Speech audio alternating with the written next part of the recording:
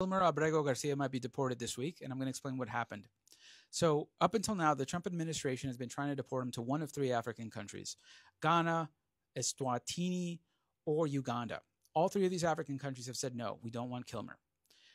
Kilmer has demonstrated that he's willing to go to Costa Rica. At the very least, they speak their language, and Costa Rica has shown a willingness to take Kilmer. Unfortunately, the Trump administration has settled on a country. That country is Liberia. Liberia has accepted Wilmer. They will take him as long as he's deported there. And we don't know what will happen to him once he's there. We don't know if Liberia will just turn around, put him in another airplane, and send him right back to El Salvador or some other country.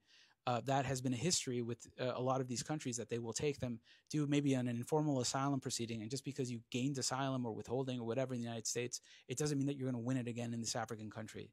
And at that point, they just put them in another airplane and send them to whatever country they were claiming asylum originally from. So we think that Liberia, since they're going to take him, that Kilmer has about 72 hours to show a fear of Liberia.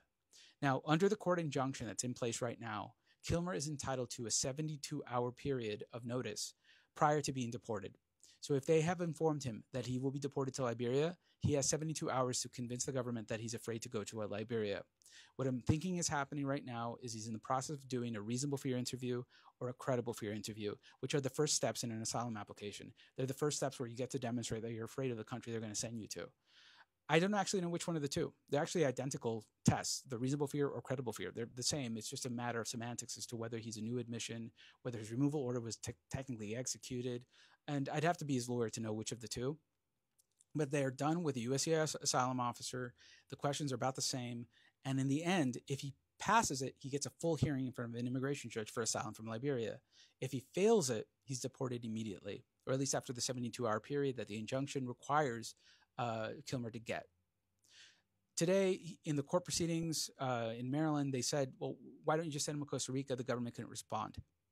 What I'm thinking is this is some kind of an internal thing happening with the ambassador of Costa Rica and the ambassador of the United States. They can't agree on the terms for him to go, maybe, or this is a vindictive thing and they just want to send him to an African country.